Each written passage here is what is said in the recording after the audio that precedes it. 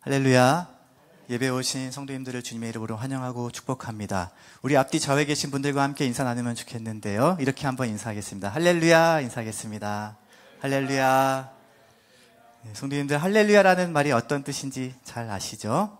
여호와를 찬양하라라는 말인데요.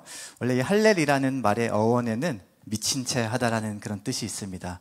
그래서 우리가 할렐루야라고 고백할 때 우리 하나님을 향해 미친 채 하다, 전심으로 고백하다라는 의미가 있는데요. 이 시간 그렇게 주님을 예배하는 성도님들 되시기를 주님의 이름으로 축복합니다. 네, 지난 1월부터 시작됐던 누가복음의 큐티 본문이 이제 거의 막바지에 들어서게 되었습니다.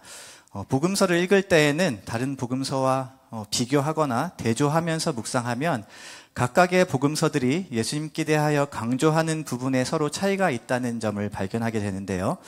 그 이유는 초대교회 당시 복음서를 받아 읽는 수신자들이 달랐기 때문입니다.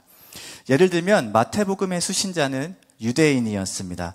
마태 자신이 유대인이었기 때문에 마태는 유대인 선교를 위해서 마태복음서를 저술하였죠. 그래서 마태는 권위와 가르침에 대해서 중요하게 생각하는 유대인들의 성향에 따라 예수님의 왕의 족보로 시작하여 권위와 능력, 그리고 무엇보다도 특히 가르침을 강조하였습니다. 산상수훈이 대표적인 예가 되죠. 마태복음에는 예수님의 설교가 사복음서 중에서 가장 많이 기록되어 있습니다. 이와 다르게 누가복음의 수신자는 이방인이었습니다. 누가는 다른 복음서의 제자들보다 예수님의 생애에 대해서 내용을 더 구체적으로 담고 있는데요. 누가는 매우 구체적인 예수님의 수태고지와 어린 시절로 시작되는 예수님의 생애를 시작으로 복음서를 전개합니다. 특히 누가는 예수님의 공생애 가운데서 그가 걸어가신 길을 강조하는데요. 무심코 지나쳤던 누가복음 여러 군데에 이런 구절이 반복적으로 자주 등장합니다. 예수께서 길을 가실 때라는 구절이 자주 등장합니다. 우리도 인생을 길에 빗대어서 비유하지 않습니까? 우리는 모두 걸어온 길이 있고 가야 할 길이 있습니다. 그래서 누가복음 9장부터 18장까지를 소위 예수님의 여행설화라고도 부릅니다. 누가는 갈릴리에서 시작해서 예루살렘으로 올라가는 여정 가운데 일어난 일들을 길과 장소를 중심으로 매우 구체적으로 소개를 하고 있어요. 누가가 저술한 사도행전을 보아도 그렇습니다. 1차에서 3차 전도 여행에 이르기까지 누가는 장소와 지명을 아주 구체적으로 기록하였습니다. 누가는 지리에 대해서도 매우 해박한 지식을 갖고 있었어요. 역시 누가는 의사여서 그런지 진짜 똑똑한 것 같습니다. 그래서 의대를 가나 봅니다. 그리고 누가는 단지 똑똑한 것만이 아니라 성령으로 충만해서 복음의 산 증인이 되어 유럽 전역을 다니면서 이방인들에게 복음을 전한 사건을 신약 성경의 유일한 역사서인 사도행전으로 집필하였죠. 요즘은 지구 어디를 가도 스마트폰에 구글 맵스라는 어플 하나만 있으면 지도와 방향, 교통편, 맛집, 숙소, 관광지 등 어디든지 쉽게 찾아갈 수가 있는데 2000년 전에는 그렇지 않았어요. 선교를 잘하려면 지역과 도시와 지명에 대해서도 우리는 공부를 좀 해야 될 것 같습니다. 저는 사랑하는 성도 여러분들의 자녀들이 모두 공부 열심히 해서 의사도 되고, 아멘을 안 하시네요. 네, 목사도 되고, 더 안 하시는군요. 주님의 큰일 잘 감당하시는 가정 되시기를 축복합니다. 이제 누가복음 19장에는 삭개오가 사는 여리고를 지나서 예수님께서 예루살렘으로 입성하시는 장면이 등장하죠. 19장부터 24장까지 예수님의 공생의 마지막 일주일에 일어났던 사건들이 기록되어 있습니다. 예수님의 생애를 다룬 대부분의 영화는 요한복음에 등장하는 입성 장면을 묘사하고 있는데요. 요한복음서에는 수많은 무리들이 종려나무 가지를 흔들면서 예수님을 맞이하는데, 그래서 부활주일 전 주를 종려주일이라고 합니다. 예수님께서 예루살렘에 입성하신 이 기간은 유대력으로는 유월절 기간이었기 때문에 상당히 많은 인파가 예루살렘을 방문하였을 것이라고 추정하는데요. 당시 예루살렘에서 약 30km 이내에 사는 성인 유대인들은 반드시 유월절을 지키러 예루살렘으로 올라가야만 했습니다. 그것이 율법이었어요.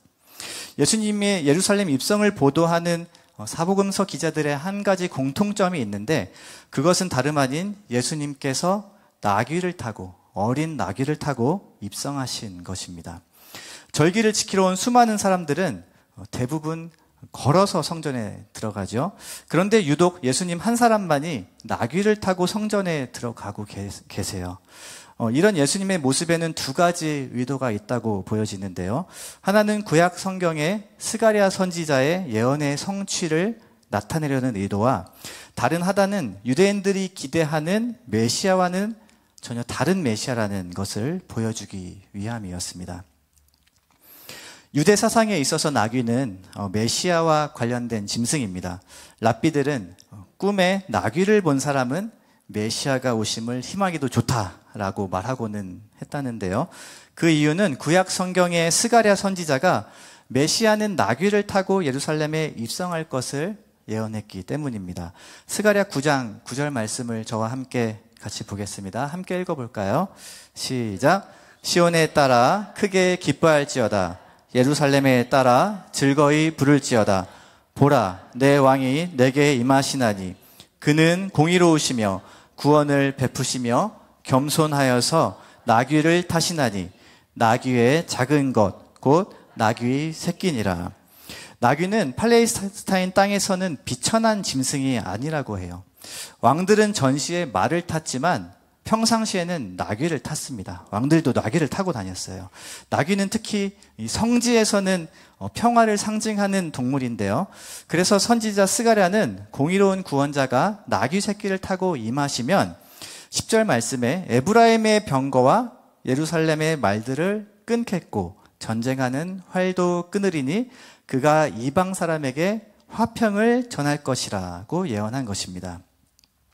그렇기 때문에 나귀를 타신 예수님은 스가랴의 말씀과 같이 유대인들이 고대하며 기다리던 메시아의 모습과 일치하는 부분이 있어요. 누가 봐도 그분의 입성은 예언의 성취였기 때문입니다. 이분은 그들을 구원해줄 메시아임에 틀림이 없었습니다. 로마의 압제에서 구원해줄 정치적인 그런 메시아 말이죠. 많은 무리들은 자신들의 겉옷을 길에 펼치며 예수님을 맞이하였습니다. 북이스라엘의 역사에도 보면 예후가 왕으로 선포되었을 때 그의 친구들이 자기 옷을 길에 펼쳐서 깔았어요. 예루살렘 성으로 입성하시는 예수님께 겉옷을 펼쳤다는 것은 예수님을 왕으로 맞이하는 행위였습니다.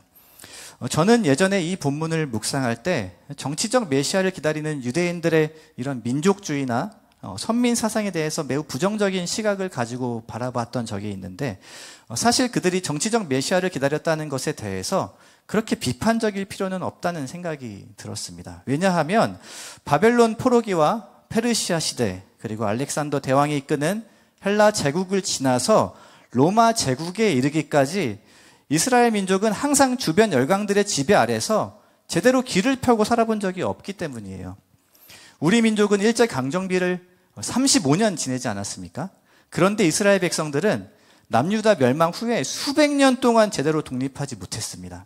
수백 년간 다른 나라의 지배 가운데 종살이를 했고, 그 가운데에서 구약에 예언된 메시아가 오신다는 약속을 받았는데 당연히 해방시켜줄 구원자가 올 것이라고 생각하지 않았겠습니까? 그렇게 생각하지 않는 게 이상한 거예요. 그래서 예루살렘 성전을 방문한 수많은 무리들은 이 나귀를 타고 입성하시는 예수님께 소리치며 찬양을 했던 것이죠. 본문 19장 41절 말씀을 다시 한번 같이 읽도록 하겠습니다. 함께 읽겠습니다. 시작. 이르되, 네, 제가 잘못 준비했나 봅니다. 제가 읽어드리겠습니다. 이르되 찬송하리로다. 주의 이름으로 오시는 왕이여, 하늘에는 평화여, 가장 높은 곳에는 영광이로다. 너무 유명한 말씀이죠.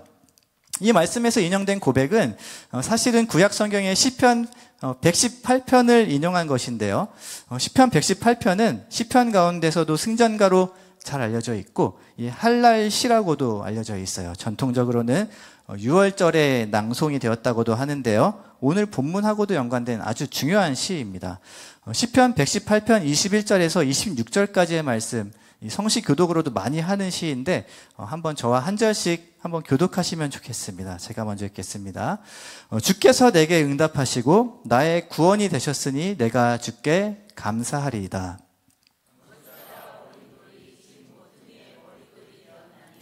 이는 여호와께서 행하신 것이요 우리 눈에 기이한 바로다.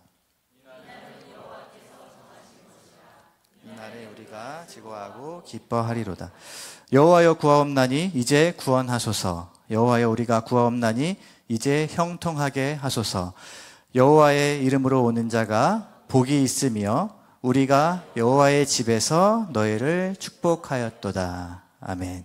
여호와의 이름으로 오시는 자가 복이 있으며 라는 시편 118편의 26절 말씀에 히브리어 원어는 이렇습니다.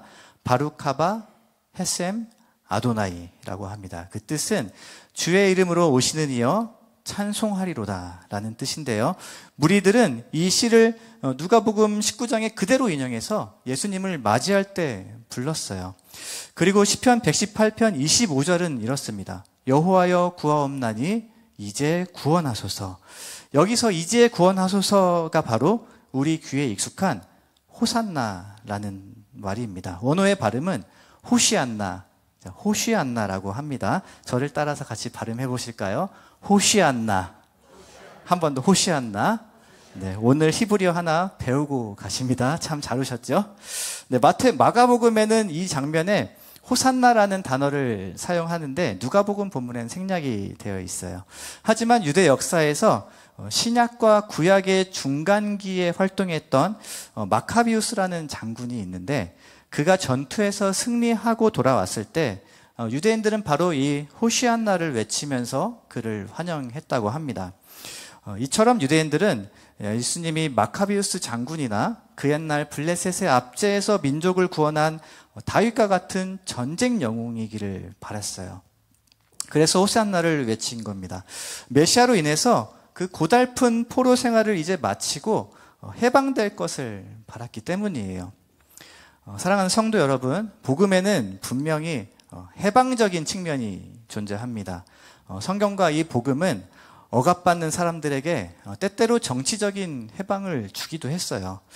남미나 아프리카 같은 지역에서 발생한 제3세계 신학이라는 것이 있는데요.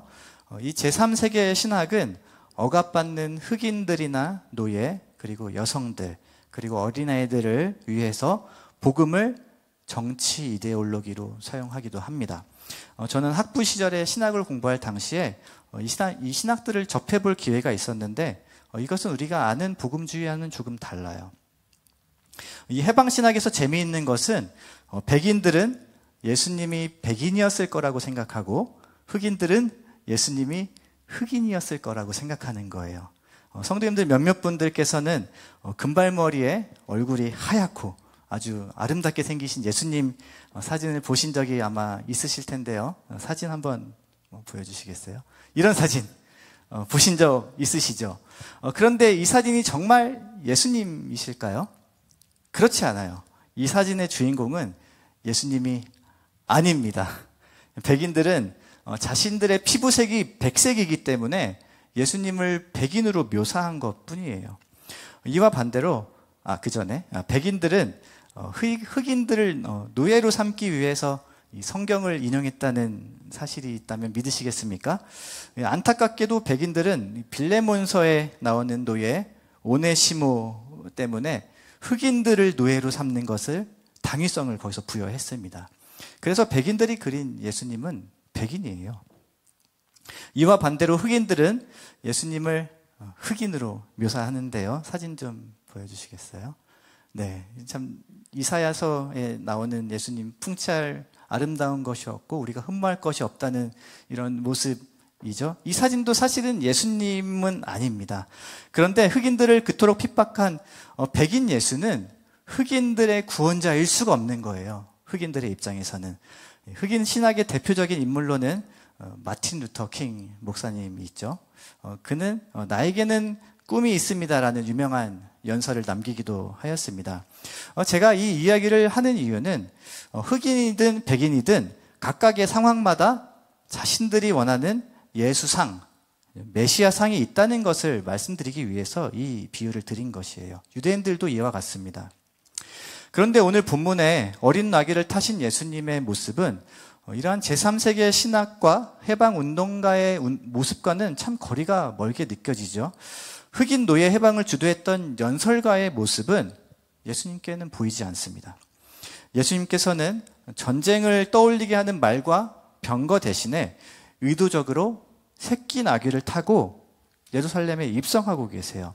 주가 쓰시겠다라고 하면 나귀를 내어주도록 나귀 주인한테도 미리 다 준비를 시키셨어요. 겉으로만 보면 예수님의 입성은 무척 떠들썩하지만 군중과 제자들은 예수님께 대한 심각한 오해로 가득합니다. 만약에 예수께서 십자가에 죽으러 가신다는 사실을 알았다면 그들은 과연 찬양을 했을까요? 사랑하는 성도 여러분, 예수님께서는 예루살렘 성에 왜 입성하셨습니까? 찬송을 받기 위해서, 환대를 받기 위해서 들어가셨습니까? 제자들과 무리들의 기대와는 달리 그분은 죽으러 가셨습니다. 이 나귀를 타고 오신 예수님의 모습은 그분을 따르는 제자도가 어떠해야 하는지를 우리에게 가르쳐 주시기도 하는데요. 그것은 폭력에 폭력으로, 그리고 핍박에는 핍박으로 반응하지 않는 것이에요. 세상의 가치관에 순응하지 않고 몸부림치며 저항하되 모욕하면 모욕을 당하고 침뱉으면 침뱉음을 당하고 못 박으면 못 박힘을 당하라는 겁니다. 이게 나귀를 타고 오신 예수님의 모습이에요. 그런 제자도를 저희들에게도 요구하세요. 겟세마네 동산에서 예수님께서 잡히실 때에 대제사장의 종 말고의 귀를 자른 베드로에게 예수님께서 뭐라고 말씀하셨죠? 요한복음 18장 10절 말씀에 이렇게 기록되어 있습니다. 너의 칼을 도로 칼집에 꽂으라고 말씀하세요. 사랑하는 성도 여러분, 이것은 상당한 인내심과 믿음이 요구됩니다. 솔직히 저도 자신이 없어요. 이 부분에 대해서. 많은 분들이 제가 순하게 생겼다고 하시지만 저는 생긴 것과 다르게 무척 예민합니다. 비판당하면 비판하고 싶고 모욕을 받으면 받은 만큼 되갚아주는 게 저예요. 네. 조심하시기 바랍니다. 그런데 성경은 예수님께서 공격적인 정복자가 아니라 의로운 구원을 베푸시는 평화의 왕으로 소개하며 우리가 어떤 모습으로 세상을 살아가야 하는지를 보여주고 계시는데요. 하나님의 섭리와 구원에 대해서 나의 인격과 나의 방식을 주장하는 것이 아니라 십자가의 죽음과 부활을 통해 완성하신 하나님의 구원과 예수님의 인격을 인정하고 받아들이라고 오늘 저에게 말씀하시는 것입니다. 이제 말씀을 좀 정리하겠습니다. 한 신학자는 이 본문을 통해서 예수님을 찬양하는 제자들과 무리들의 모습에 다음과 같은 질문을 던지는데요. 한번 잘 들어보시기 바랍니다. 우리는 예수님이 우리의 희망과 기대를 성취해 주시리라고 기대하면서 여행을 따라가고 있는가? 예수님이 우리가 원하는 대로 해주시는 것처럼 보일 때만 혼쾌히 찬양 노래를 부르고 있지는 않는가?